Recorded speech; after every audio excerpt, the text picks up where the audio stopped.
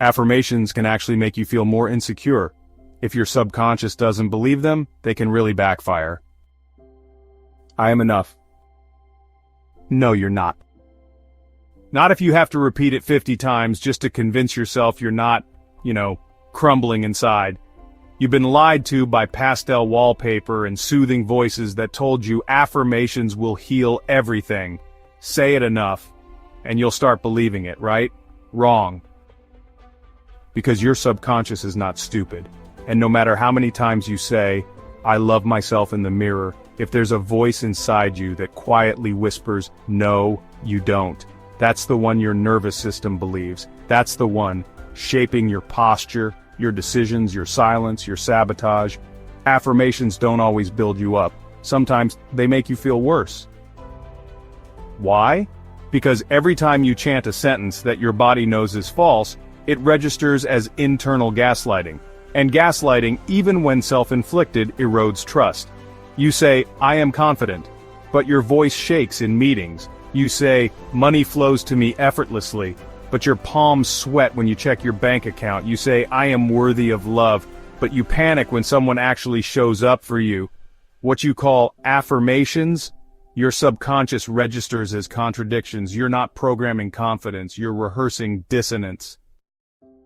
Now here's the part no one dares to say out loud. If your self-worth is built on repetition, it's probably not real. It's decoration.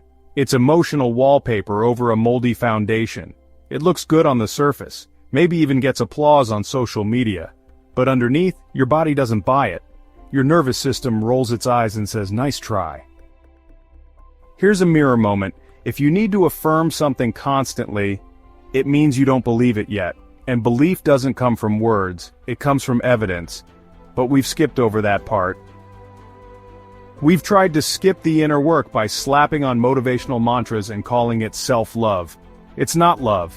It's emotional avoidance, dressed in spiritual language. You want to feel powerful? Stop saying you are. Start doing the things that power demands. Say no. Tell the truth. Sit in discomfort without reaching for distraction. That builds trust. That builds reality. That's what reprograms your nervous system, not a 5-minute morning mantra loop. Let's break this down clearly. Affirmations are not evil. They're just often misused. They can work, but only when they're aligned with your nervous system's current capacity.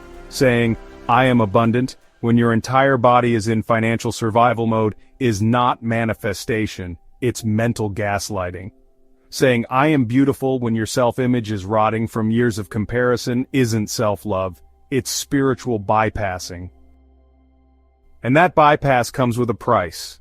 Because every time you say something you don't believe, your subconscious gets more confused. You build a habit of mistrusting your own voice. You start dissociating from yourself in the name of self-help. That's not growth, that's a disconnect. So what's the alternative? Stop trying to fake your way into healing. Start where you are, not with what you want to believe, but what you do believe. And then get curious. Instead of, I am confident, try to say, I'm learning to speak even when my voice shakes. Instead of, I am worthy, try to say, part of me struggles to feel worthy, and I'm allowed to work through that without shame. Because, truth builds trust, and trust is really the only ground from which real transformation grows. You can't bypass the mud, you have to plant yourself in it. That's how roots take. So, let me offer you a reframe. Affirmations aren't about pretending, they're about planting possibility. But planting only works if the soil, the subconscious, is ready to receive. If the soil is dry, resentful, neglected, you don't throw roses on top. You water it. You sit with it. You get your hands dirty and you ask, what have you been holding on to that made this ground so hard? The same goes for your self-worth. You don't heal by screaming, I love myself, over the echo of abandonment. You heal by whispering, I'm here now, and proving it, in the choices, in the boundaries, in the quiet moments where you stay with yourself instead of reaching for a scroll, a snack, a savior. You don't build confidence by talking to your reflection. You build it by doing the uncomfortable thing and surviving it. Confidence isn't loud, it's consistent. You want to shift your life? Start speaking to yourself in a language your body understands. Safety. Presence. Action. Say, I'm allowed to take up space, then actually take it. Say, it's okay if I'm not okay today, then stay with yourself instead of trying to chant the pain away. Because healing isn't a highlight reel. It's the slow, sacred rebuilding of trust between you and the parts of you that got abandoned by your own ambition.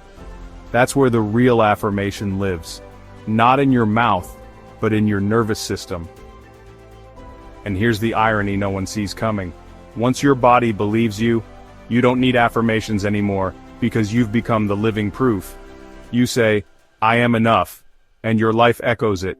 You say, I am safe, and your choices reflect it. You say, I love myself, and your boundaries enforce it.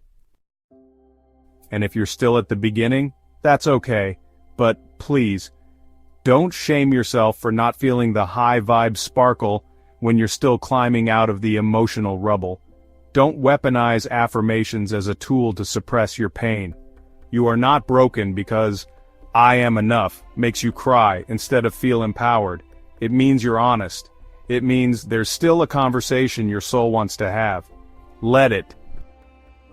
Here's your final shift. Replace blind repetition with integrated truth. Instead of chanting what you wish was true, ask, what truth am I brave enough to feel today? Then say that, and follow it, with action, with grace, with less pressure and more presence. Because you don't need to scream, I am powerful, to become powerful.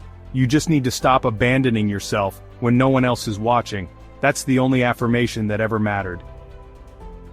If this video cracked something in you wide open, good.